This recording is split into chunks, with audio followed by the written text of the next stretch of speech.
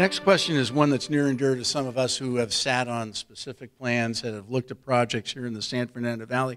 And it's this odd new rule that you can put in less parking in these new developments that are going in. Can you explain it? You have, as part of Measure S, there's explain the parking variance, I think it is, mentioned in Measure S. Can you go into a little bit detail there, please? Okay, so here's what happens with parking and why there is a part of the measure that deals with parking. Right now, it's to a developer's advantage that if they can build a building and not provide parking or enough parking for that building, but there is, say, a lot of free street parking around in the area, if they can get a reduction in how much parking they have to provide, that pushes the parking for the people that live there out into your neighborhoods and onto your streets, okay? So the measure has a section to protect you to some extent from that happening. We call it, in economics, externalization. They externalize their problem to you, okay?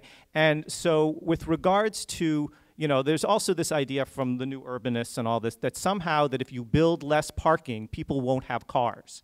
Okay, you're laughing because it's such a ridiculous idea. Okay, the idea is that if we don't build parking, if we don't provide these structures, that somehow these people will not have cars. Well, we know what happens. Right now, the LA Times did a study in 2007. They actually sat outside of some of these places where which were transit-oriented developments, and because those were supposedly, we're not going to have as much parking, and therefore people will take the transit. Well, guess what? The vast majority of people that lived in those buildings, because they're building high-rises and they're building very expensive housing there, not housing for people who don't have cars, but housing for people that have BMWs, okay? Those people are going to have cars. Okay, so there has to be some rationality in terms of making sure there's enough parking.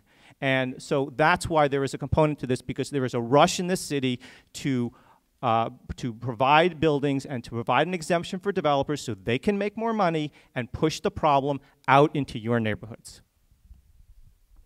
Response?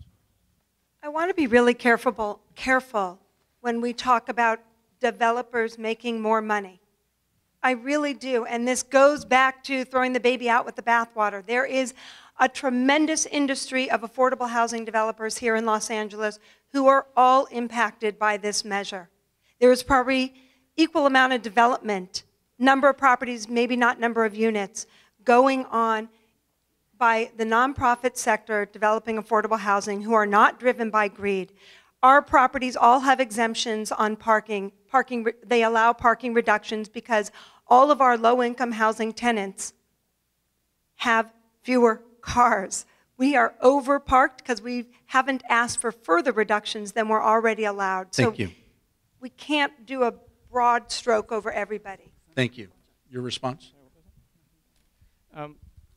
Here's the thing. We're talking about, yes, there are good developers. In fact, when we talk about developers, we're talking about these developers that are building these giant, massive structures, these luxury apartments. Of course, we're not talking about people who are building the affordable housing. And that is why developers, a lot of developers actually support us, because they're getting pushed out of the market. They can't build what they want to build for the middle income and for the working class in the city, because a very wealthy developer will come in and buy that property for many times what another developer can buy it for, because they know they have the juice to get it rezoned or to get something changed so they can build a massive structure. Thank you very much.